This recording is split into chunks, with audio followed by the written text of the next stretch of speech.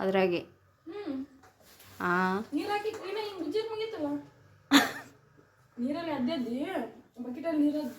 ಅದು ಸ್ಪಂಜ್ ಅಲ್ಲ P, sponge ತಾನೇ ಅದು. ಏನ ನೋಡಂತಾಗ ಸೋಪಿನ ಪುಡಿ ಹಾಕಿ ತೊಳಿಬೇಕು ಇವತ್ತು ನೆಲ ಎಲ್ಲ.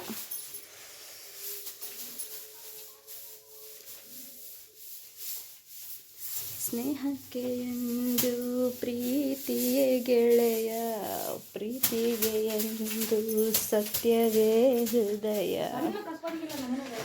ಸಣ್ಣ ಕಸ್ಮರ್ಗಿ ಇಲ್ಲ.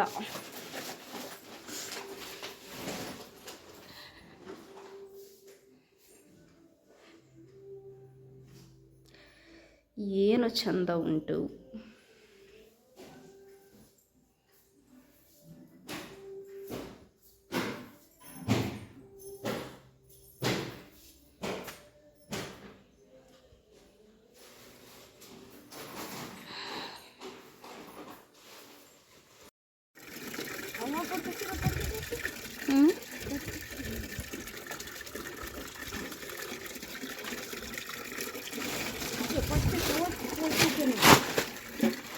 ಕವರು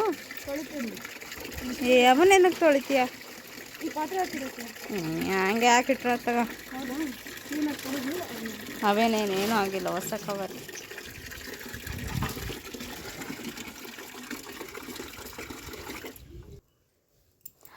ಇವತ್ತು ನಾವು ಮನೆ ಕ್ಲೀನ್ ಮಾಡ್ಕೊಳ್ಳೋದು ಅಂಥೇಳಿ ಮಾಡ್ಕೊಳ್ತಾ ಇರೋದು. ಇದು ಬಂದು ಒಂದು 2-3 ಡೇಸ್ ಬ್ಯಾಕ್ ಅನಿಸುತ್ತೆ ವಿಡಿಯೋ ಮಾಡಿದ್ದು ನಾನು.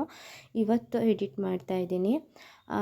ಏನಕ್ಕೆ ಮನೆ ಕ್ಲೀನ್ ಮಾಡ್ತಾ ಇರೋದು ಅಂತಂದರೆ, ಮನೇಲಿ ದೇವ್ರ ಕೆಲಸ ಮಾಡೋದಿತ್ತು, ಅಂದರೆ ಪಡ್ಲಿಗೆ ತುಂಬಿಸೋದು. ಪ್ರತಿ ವರ್ಷವೂ ಮಾಡ್ತೀವಿ, ನೀವು ನೋಡ್ತಾ ಇರ್ಬೋದು.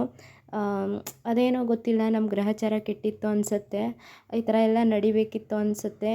ಹೋಗಿ ಈ ವರ್ಷ ಮನೆ ಕಟ್ಟಿದ ವರ್ಷವೇ ನಮ್ಮ ಕೈಲಿ ಪಡ್ಲಿಗೆ ತುಂಬ್ಸೋಕ್ಕಾಗಲಿಲ್ಲ. ಅಂದರೆ ಮನೆ ದೇವ್ರ ಕೆಲಸ ನಮಗೆ ಮಾಡೋಕ್ಕಾಗಲಿಲ್ಲ. ಮನೆ ದೇವ್ರ ಕೆಲಸ ಒಂದು ಬಿಟ್ಟು ಮಿಕ್ಕಿದ ದೇವ್ರ ಕೆಲಸ ಎಲ್ಲ ಮಾಡಿದ್ದಾಯಿತು. ಅದೊಂದು ಬೇಜಾರಿತ್ತು, ಮಾಡೋಕ್ಕಾಗಿಲ್ಲ ಅಂತ. ಅದೇನಕ್ಕೆ ಅಂತ ಗೊತ್ತಿಲ್ಲ. ನಮ್ಮ ಗ್ರಹಚಾರ ಅಂತೂ ಆವಾಗ ನೆಟ್ಟಿಗಿರಲೇ ಇಲ್ಲ ಅಂತ ಅಂದ್ಕೊಳ್ಳಿ ನೀವು. ಅದು ಆ ಮೊಮೆಂಟ್ ಎಲ್ಲನೂ ನಡಿಬೇಕಿತ್ತು ಅನ್ನೋದಿತ್ತು ಅನಿಸುತ್ತೆ. ಮೇ ಬಿ ಅದಕ್ಕೋಸ್ಕರ ನಮಗೆ ಮಾಡೋಕ್ಕಾಗಿಲ್ಲ. ಅದಾದಮೇಲೆ ತುಂಬ ದಿನದಿಂದ ಅಂದ್ಕೊಳ್ತಾ ಇದ್ವಿ, ಮಾಡಲಿಲ್ಲ, ಅದಕ್ಕೆ ಈ ಥರ ಎಲ್ಲ ಆಗ್ತಿರೋದು ಅಂತ. ಅದೆಲ್ಲ ನಡೆಯೋಕ್ಕೋಸ್ಕರನೇ ಅದನ್ನು ಮಾಡಿಲ್ಲ ಅಂತ ಅಂದ್ಕೊಳ್ತೀನಿ ನಾನು. ನಾವೇ ಸರಿ ಇರಲಿಲ್ಲ ಆವಾಗ. ನಾವು ಸರಿದಿದ್ದರೆ ಪ್ರತಿಯೊಂದೂ ಸರಿಯಾಗಿಯೇ ಇರ್ತಿತ್ತು. ಅದಕ್ಕೋಸ್ಕರ ಆಗಿದ್ದು ಆಯಿತು, ಹೋಗಿದ್ದ ಟೈಮ್ ಹೋಯ್ತು. ಯಾವುದ್ರ ಬಗ್ಗೆನೂ ಯೋಚನೆ ಮಾಡಿದ್ರೆ ಯಾವುದೂ ಸರಿಯಾಗೋದಿಲ್ಲ. ಮುಂದೆ ಏನು ಆಗಬೇಕು ಅನ್ನೋದನ್ನು ನೋಡಬೇಕು ಅಂತ ಅಂದ್ಕೊಂಡು ಇವಾಗ ಮಾರ್ಚ್ 3ನೇ ತಾರೀಕು ಬಂದರೆ ನಮ್ಮ ಮನೆ ಗೃಹ ಪ್ರವೇಶ ಆಗಿ 1 ವರ್ಷ ಆಗುತ್ತೆ. ಇವಾಗ ಭರತುಣ್ಮೆ ಬಂತಲ್ವಾ, ಈ ಭರತುಣ್ಮೆ ನಾನು ಈಗ ಮುಗೀತಿದ್ದು ಭಾನುವಾರ. ನಾನು ಇವತ್ತು ಎಡಿಟ್ ಮಾಡ್ತಾಯಿದ್ದೀನಿ. ಅವತ್ತು ಭಾನುವಾರ ದಿನವೇ ಪಡ್ಲಿಗೆ ತುಂಬಿಸ್ಬೇಕಿತ್ತು, ಬಟ್ ಅವತ್ತಿನ ದಿವಸನೂ ಕ್ಯಾನ್ಸಲ್ ಆಯ್ತದು. ಯಾಕೆ ಅಂತಂದರೆ ಅವತ್ತು ನಮ್ಮಮ್ಮ ಅವ್ರ ಮನೆ ದೇವ್ರಿಗೆ ಹೋಗ್ತಾಯಿದ್ರು. ಅವ್ರು ಯಾರೂ ಇರಲ್ಲ ಅನ್ನೋ ಉದ್ದೇಶಕ್ಕೆ ಅವತ್ತು ಬೇಡ, ನೆಕ್ಸ್ಟು ಮಾಡೋಣ ಅಂತ ಅಂದ್ಕೊಂಡು ಅದನ್ನು ಕ್ಯಾನ್ಸಲ್ ಮಾಡಿ ಇವಾಗ ಶುಕ್ರವಾರ ಮಾಡೋಣ ಅಂತ ಅಂದ್ಕೊಂಡಿದ್ದೀವಿ. ಏನಾಗುತ್ತೋ ಗೊತ್ತಿಲ್ಲ. ಅಷ್ಟರಲ್ಲಿ ಮನೆಯೆಲ್ಲ ಕ್ಲೀನ್ ಮಾಡಿಕೊಂಡು ಸ್ವಲ್ಪ ನೀಟಾಗೆಲ್ಲ ಮಾಡಿ ಇಟ್ಕೊಂಡು ಆಮೇಲೆ ದೇವ್ರ ಕೆಲಸ ಮಾಡೋಣ ಅಂತ ಇವತ್ತು ಮಾಡ್ತಾಯಿದ್ದೀವಿ. ಇದು ಬಂದು ಹೋದ ಭಾನುವಾರ ಅನಿಸುತ್ತೆ, 3-4 ಡೇಸ್ ಅಲ್ಲ, ಹೋದ ಭಾನುವಾರ ಕರೆಕ್ಟಾಗಿ 8 ದಿನ ಆಯಿತು ನಾನು ಈ ವಿಡಿಯೋನ ಮಾಡಿಟ್ಕೊಂಡು. ಇವತ್ತು ಎಡಿಟ್ ಮಾಡ್ತಾಯಿದ್ದೀನಿ. ಇಬ್ಬರು ಸೇರಿ ಎಲ್ಲ ವಸ್ತುಗಳನ್ನೂ ತೊಳೆದಿಟ್ಟು ಒಂದೇ ದಿನಕ್ಕೆ ಎಲ್ಲನೂ ಮಾಡಿದ್ದು. ಯಾಕಂದರೆ ಇವರು ಪದೇ ಮನೇಲಿರೋಕ್ಕಾಗಲ್ಲ, ಮತ್ತು ಅದಕ್ಕೋಸ್ಕರನೇ ಕೆಲಸ ರಜಾ ಮಾಡಿ ಮತ್ತೆ ಮಾಡೋಕ್ಕಾಗಲ್ಲ. ಇವಾಗ ಯಾವತ್ತು ಮನೇಲಿ ಇರ್ತಾರೋ ಆವತ್ತಿನ ದಿವಸನೇ ಮಾಡೋಣ ಅಂಥೇಳಿ ಅದಕ್ಕಿಂತ 1-2 ದಿನ ಮುಂಚೆ ಮನೇಲಿದ್ದಾಗ ಹಾಸಿಗೆ ಎಲ್ಲ ಸೆಳೆದು ಇಟ್ಟಿದ್ದರು. ಅದಾದಮೇಲೆ ಮತ್ತೆ ಒಂದಿನ ರಜಾ ಮಾಡಿ ಮನೆ ಧೂಳೆಲ್ಲ ಹೊಡೆದು ನನಗೆ ಪಾತ್ರೆ ತೊಳೆಯೋದಕ್ಕೆ ಹೆಲ್ಪ್ ಮಾಡಿ ತುಂಬ ಹೆಲ್ಪ್ ಮಾಡಿದ್ರು. ನಾನು ಒಬ್ಳು ಕೈಲೇ ಅಂತಂದಿದ್ರೆ ನಿಜವಾಗ್ಲೂ ಆಗ್ತಾನೇ ಇರಲಿಲ್ಲ. ಅದು ಅವರು ಜೊತೆ ಸೇರಿ ಮಾಡಿದ್ದಕ್ಕೇ ಆಯಿತು. ಅಂದರೆ ಕೆಲವೊಂದಿಷ್ಟು ಸಾಮಾನು ನಾವು ಗೃಹ ಪ್ರವೇಶ ಎಲ್ಲ ಮಾಡಿದ್ವಲ್ಲ, ಆ ಟೈಮಲ್ಲಿ ನಮ್ಮಮ್ಮ ಕೊಡಿಸಿದ್ದು, ಮತ್ತು ಮತ್ತು ಅವರಮ್ಮವರೆಲ್ಲ ಸಿಕ್ಕಿದ್ರಲ್ಲ, ಅವ್ರು ಸಿಕ್ಕಿದ ಮೇಲೆ ಒಂದಿಷ್ಟು ಸಾಮಾನು ನಮಗೆ ಅಂತ ಕೊಟ್ಟಿದ್ದರು. ಅದು ಎಲ್ಲನೂ ಮಿಕ್ಸ್ ಮಾಡಿ ಇಟ್ಬಿಟ್ಟಿದೆ, ಯಾವುದೂ ಕಟ್ಟಿಟ್ಟಿರಲಿಲ್ಲ, ಎಲ್ಲ ಧೂಳಾಗಿತ್ತು. ಅದಕ್ಕೋಸ್ಕರ ಅಷ್ಟನ್ನು ತೊಳೆದು ಮತ್ತು ಒಣಗಿಸಿ ಕಟ್ಟಿಟ್ಟರೆ ಸರಿ ಆಗುತ್ತೆ ನಮಗೆ ಅನ್ನೋ ಉದ್ದೇಶಕ್ಕೆ ಇವಾಗ ತೊಳಿತಾ ಇದ್ದೀವಿ ಇಬ್ಬರು ಸೇರಿ ಇವಾಗ ತೊಳೆದ್ವಿ. ಅವರು ನಿನ್ನ ಅದೆಲ್ಲ ನೀಟಾಗಿ ಜೋಡಿಸು, ಇನ್ನು ಮಿಕ್ಕಿದ್ದು ನಾನು ತೊಳಿತೀನಿ ಅಂತ ಅಂದರು. ಅದಕ್ಕೋಸ್ಕರ ಇವಾಗ ಜೋಡಿಸೋಣ ಅಂತೇಳಿ ಹೋಗ್ತಾ ಇದ್ದೀನಿ. ನೋಡ್ತಿರ್ಬೋದು ಎಷ್ಟೊಂದು ಅಂದರೆ ನಾನು ತೋರಿಸ್ತೀನಿ ಆಮೇಲೆ. ಅಷ್ಟು ಸಾಮಾನುಗಳು ನಿಜವಾಗ್ಲೂ ಇಷ್ಟೊಂದು ನಮ್ಮ ಮನೇಲಿ ಇಷ್ಟೊಂದು ಪಾತ್ರೆಗಳೆಲ್ಲ ಇದೆ ಅಂತ ನಂಗೆ ಗೊತ್ತೇ ಆಗಲಿಲ್ಲ. ಇವತ್ತೇ ಪೂರ್ತಿ ಎಲ್ಲನೂ ಹೊರಗಡೆ ತೆಗೆದಿದ್ವಲ್ಲ, ಆವಾಗೇ ಗೊತ್ತಾಗಿದ್ದಿದ್ದು ಇಷ್ಟೊಂದು ಪಾತ್ರೆಗಳಿದ್ದಾವೆ ಅಂತ. ಆಸೆ ಅಂತಂದರೆ ಯಾರಾದರೂ ತೊಗೊಂಡಾಗ ತೊಗೋಬೇಕು ಅಂತ ಅನಿಸ್ತಿರುತ್ತೆ. ಅಂದರೆ ಎಲ್ಲರ ಮನೆಯಲ್ಲೂ ಪಾತ್ರೆಗಳನ್ನ ಜೋಡಿಸಿದಾಗ ನಾನು ಈ ಥರ ತೊಗೋಬೇಕು, ಈ ಥರ ಜೋಡಿಸ್ಕೋಬೇಕು, ಈ ಥರ ಮಾಡಬೇಕು ಅನ್ನೋದು ತುಂಬ ಆಸೆ ಇರುತ್ತೆ. ಇನ್ನು ನಮ್ಮ ಅಡುಗೆ ಮನೇಲಿ ಆ ಥರ ಶೆಲ್ಫ್ ನಂಗೆ ಇಷ್ಟನೇ ಇರಲಿಲ್ಲ. ಹಿಂಗೆ ಉದ್ದುದ್ದ ಬರುತ್ತೆ ಅಡ್ಡಡ್ಡ, ಅಂದರೆ ನಮ್ಮ ವಾರ್ಡ್ರೂಫ್ ಇದೆಯಲ್ಲ, ವಾರ್ಡ್ರೂಫ್ ನೋಡಿದ್ದೀರಲ್ವ, ಆ ಥರ ಇದ್ದರೆ ನಂಗೆ ತುಂಬ ಇಷ್ಟ ಆಗುತ್ತೆ ಅಡುಗೆ ಮನೇಲಿ. ನಮ್ಗೆ ಆ ಥರ ಮಾಡಲೇ ಇಲ್ಲ, 2 ಶೆಲ್ಫ್ ಮಾತ್ರ ಕೂರಿಸ್ಕೊಟ್ಟಿದ್ದು. ಅದೇ ನನಗೆ ಫುಲ್ ಡಿಸಪಾಯಿಂಟ್ ಆಗಿದ್ದು. ಇಲ್ಲ ಅಂತಂದಿದ್ರೆ ತುಂಬ ಚೆನ್ನಾಗಿ ಕಾಣಿಸ್ತಾ ಇತ್ತು. ನನಗೆ ಸ್ಟೀಲ್ ಪಾತ್ರೆಗಳೆಲ್ಲ ಆ ಥರ ಜೋಡಿಸಿಡೋಕ್ಕೆ ತುಂಬ ಇಷ್ಟ ಆಗುತ್ತೆ. ನೆಕ್ಸ್ಟು ಮಾಡೋಕ್ಕಾಗಲ್ಲ, ಮನೆ ಎಲ್ಲ ಕಟ್ಟೋದು ಒಂದೇ ಸಲ ಅಲ್ವಾ. ಅದಕ್ಕೋಸ್ಕರ ಏನೇ ಮಾಡಿದ್ರೂ ಸ್ವಲ್ಪ ಪ್ಲ್ಯಾನಿಂಗಾಗಿ ಪ್ಲಾನ್ ಇಟ್ಕೊಂಡೇ ಮಾಡಬೇಕು. ಯಾವುದೂ ಅರ್ಜೆಂಟಲ್ಲಿ ಮಾಡಬಾರ್ದು ಅನ್ನೋದು ಈ ಮನೆ ಕಟ್ಟಿದ ಮೇಲೆ ಸ್ವಲ್ಪ ನಾನು ತಿಳ್ಕೊಂಡಿರೋದು.